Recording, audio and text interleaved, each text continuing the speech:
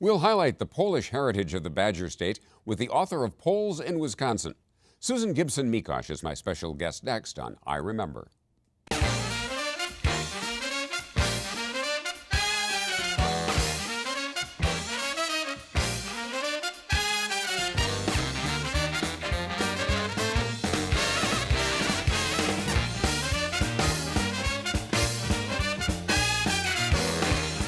Hi, I'm Jim Peck. Welcome to I Remember. Joining me tonight is Susan Gibson Mikos, a historical preservation consultant. She's active in several Polish cultural organizations. She's also the author of a book detailing the story of Polish immigrants in Wisconsin. Take a look. In her book, Poles in Wisconsin, author Susan Gibson Mikos explains how Wisconsin became one of the most Polish states in the nation. In fact, during most of the 20th century, Poles were the second largest ethnic group in the state. A large number of Polish immigrants came to cities such as Milwaukee. They also settled in rural areas. Not afraid of hard labor, they worked the land to make it their home. This roadside shrine was one of many placed along their journey.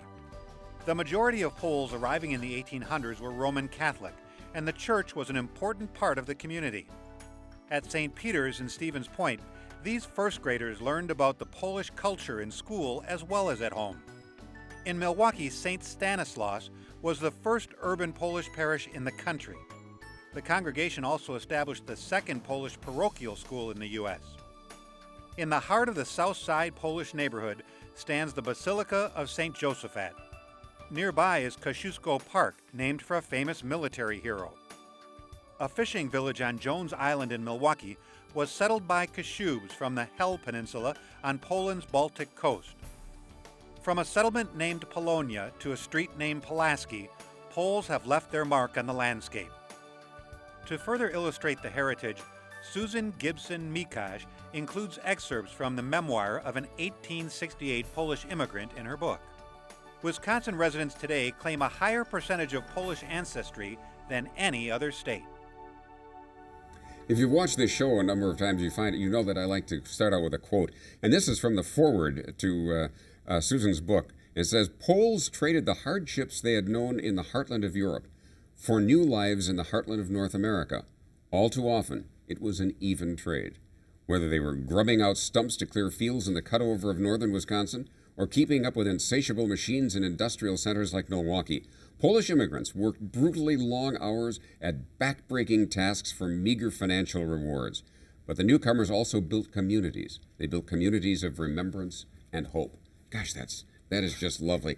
I didn't realize how dispersed the Poles were when they came to Wisconsin. I always thought of them coming to the south side of Milwaukee. But you point out that they were all over the place. They were all over the state. Very often they came first to Milwaukee and earned enough money in order to buy land elsewhere in the state. Many of them did stay in Milwaukee, and in fact, Milwaukee County had more than half of the Polish immigrants in the state, but there was almost nowhere in the state where Poles were not to be found. When did they start coming in numbers to Wisconsin? The first Poles came to Milwaukee, we think, in about the 1840s, but they began coming in large numbers only after the end of the Civil War. So the latter 1860s, then in the 1870s, the immigration picked up, and in the 1880s, it really became a flood. Technically, there wasn't a Poland then.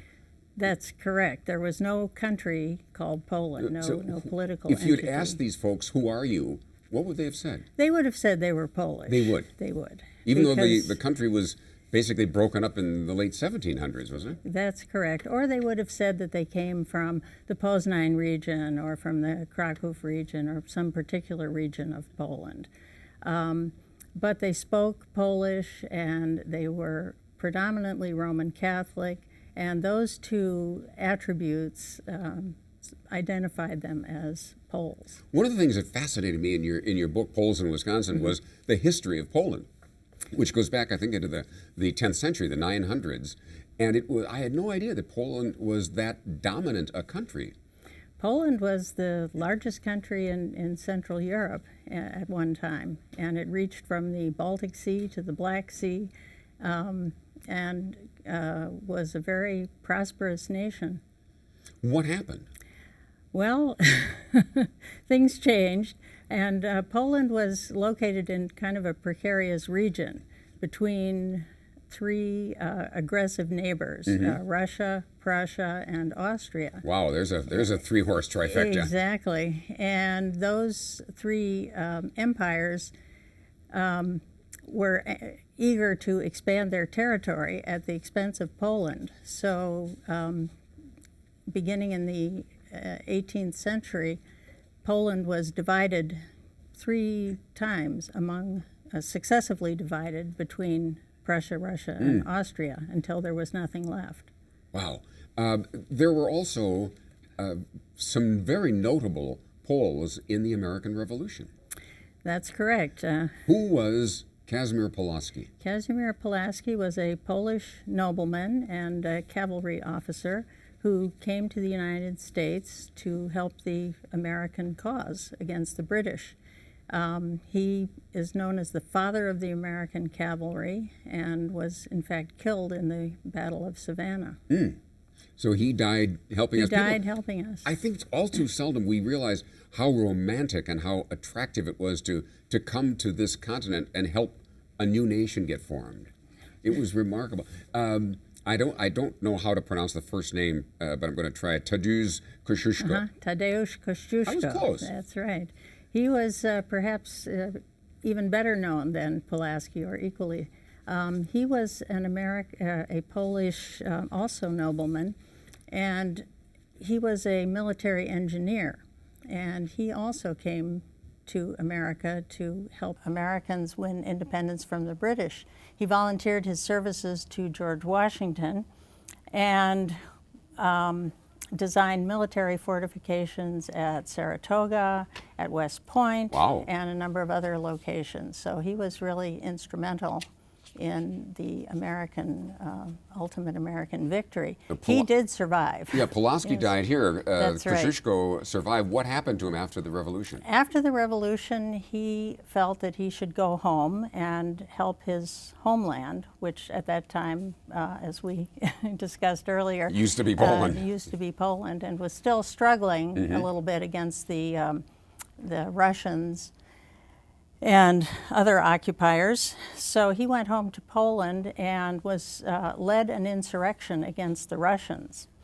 And Usually not a way to have a long life. Enjoyed some initial success. He rallied the peasants and the nobility, and it was truly a national uprising against Russian oppression.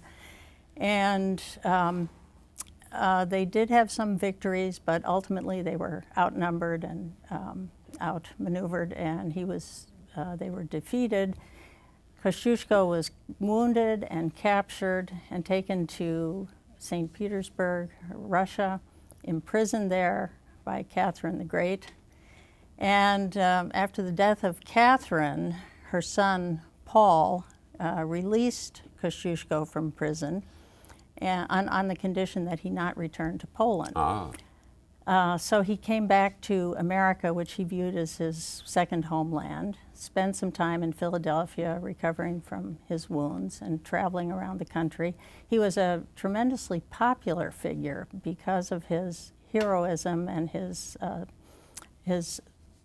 adamant resistance to tyranny, and both here and both back here in and his back homeland. in Poland. Right? Wasn't he close to Thomas Jefferson? He was a good friend of Thomas Jefferson. And Kościuszko also was very opposed to slavery. He loved America, but he did not like the institution of slavery. Could not understand that juxtaposition. Exactly. Many of us can't. Exactly. So he, before he left America the second time, he wrote a will, and he had been given some property by the Congress as a reward for his service in the American Revolution. He'd been given a good deal of land in the Ohio Valley. And he wrote a will in which he specified that his property was to be sold and used to free and educate slaves. Really? And he put Thomas Jefferson in charge of executing the will. unfortunately, Thomas Jefferson, when the time came, when Kosciuszko eventually did pass away in Europe, Thomas Jefferson failed to take on the responsibility of fulfilling the. Yeah, that was his will. blind spot, and what a That's shame. right. It was, just think what a great gesture that was. Exactly. Let's come back to Wisconsin. We talked Sure. about the proliferation of Poles throughout Wisconsin. Where were the major centers other than Milwaukee? Okay. There was a big center of Polish community in Portage County. That's definitely the largest center of the largest rural Polish community, not only in Wisconsin, but in the United States, Really? as a matter of fact.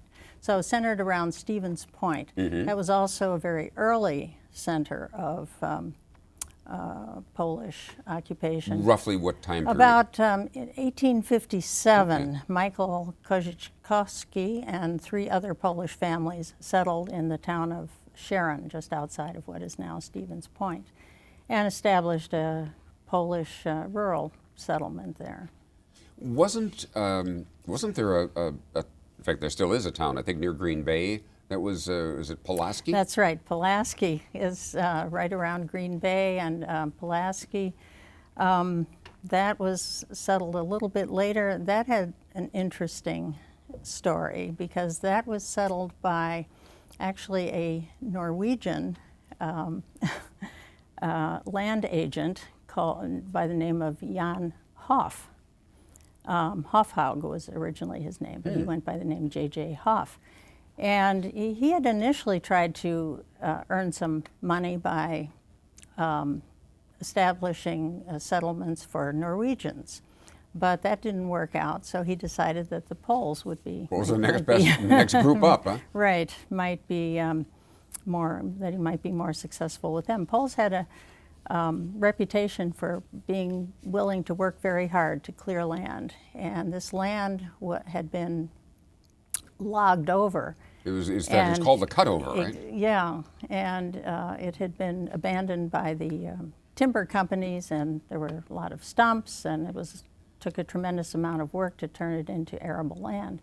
So Hoff decided to target Polish immigrants and was very successful and established the community of Pulaski, Hoffa Park, Sobieski, and there were about 8 different what he called colonies. How did he get people to be aware of these places? I know about Pulaski because my Yeah. daughter-in-law was born and raised okay. there. The Przlowskis of Pulaski, if you're watching, hi. But did he advertise? He did. He advertised extensively, and he advertised in Polish language newspapers in Milwaukee and Chicago, all across the United States, and even somewhat in Europe, to draw Polish settlers to that area. Land was really a dream, it seemed, in the heart of virtually every Pole. For a Polish peasant, and most of the Poles who came to Wisconsin were peasants, they were farmers. Many of them did not own their own land. Some did, but usually it was a very small amount of land, not enough to really make a living from. And many of them, for many of them, owning their own land was only a dream. So that was the main reason that they came to Wisconsin, and the main reason that those who left Milwaukee for the farming areas did so, because they wanted to own their own land. That was a source of security and existence. And work, as that line from the introduction that I read, work backbreaking. Labor was brutal. It was very hard work because, as we said, the land was covered with stumps and boulders. The stumps had to be removed physically by hand and horse. By hand, pretty much, and horse. Dynamite was introduced, but that was a little later, and even so, it wasn't an easy job. How did the Poles manage to keep a community together? Primarily by means of the church. The church was a very important part of the Polish national identity, and that was the Catholic Church primarily. Wherever Poles settled, and more than a few of them, they would initially they generally started out by worshiping in some other whatever Catholic church was nearby.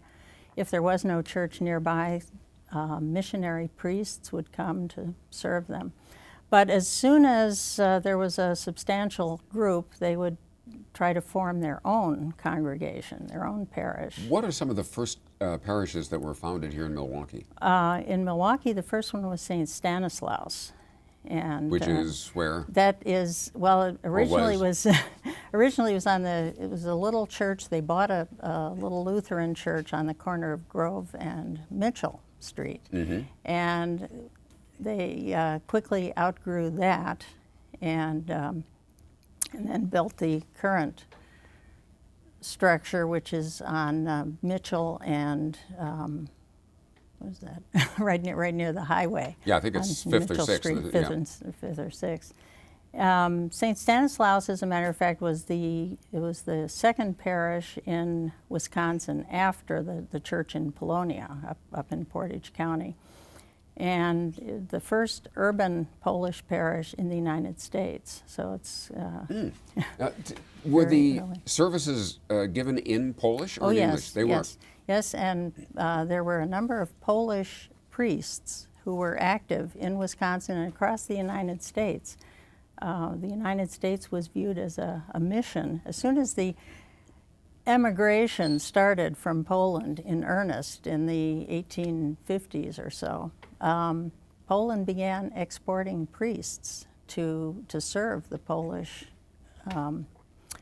immigrants. I was surprised in reading your book about how quickly those parishes grew to be quite large. They did. Yeah, I mean, how many? We're talking 1,000 families? Yes, in many cases. Wow. And as one parish would get to be too large, another parish would split off, and so you had this process of parishes starting with St. Stanislaus, then expanding to the north. St. Hedwig's was the second Polish parish. Which is up on Brady Street, which we don't consider a Polish area, but it was. That was a different Polish neighborhood. And then expanding to the south and west as well. Certainly the place that everybody knows about and is a fascinating story is St. Joseph's. Yes. The Basilica. Yes, that's quite a story. That also started out as a small offshoot of St. Stanislaus. The first church burned down shortly after it was built, and then a larger church was built. Soon that was outgrown, and then it was time to build a much larger structure. The priest at the time, Father Wilhelm Grutza, who was a blacksmith by training, had very ambitious plans. He had been to Rome and wanted to model his new church after St. Peter's Basilica. That's pretty ambitious. Exactly. So he hired a German architect, Erhard Brielmeier, to design a church, which he did in the on the pattern of St. Peter's.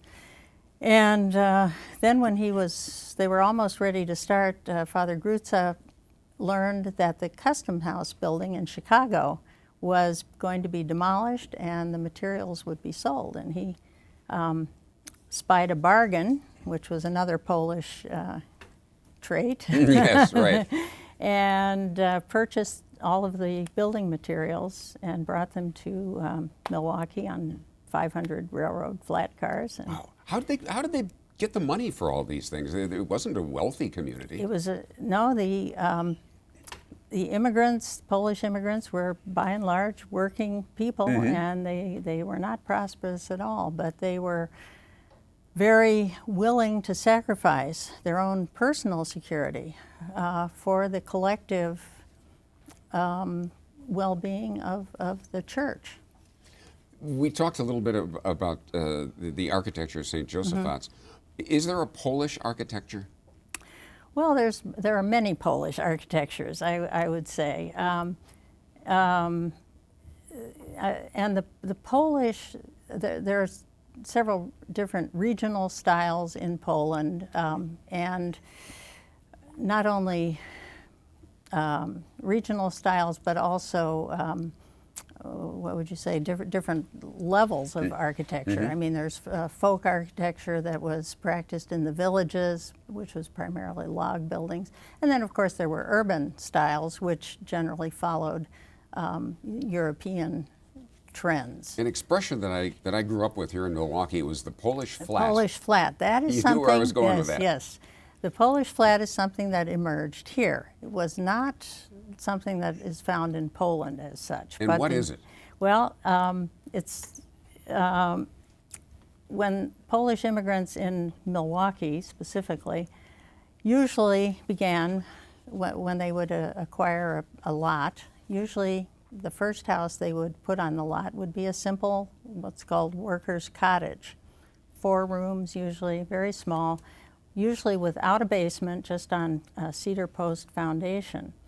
Then when they got a little more prosperous and had some money to spend, they would raise the house and lift it up, literally, on jacks, and put a basement underneath, often a tall basement that was with windows that was tall enough to use as living quarters. So instead of building onto the top, or raising the roof, or going backward, exactly, which would be more expensive. Which they also did, as a matter of fact. Well, I remember seeing 2 houses on one lot. Yes, they wanted to. They really were very good at getting the most bang for their buck, so to speak. They would share the houses, share the living quarters with a number of relatives. They would often rent to boarders in order to increase their, get some income to pay off their debt. So whatever they had to do, to maximize their use of the space, they were willing to do.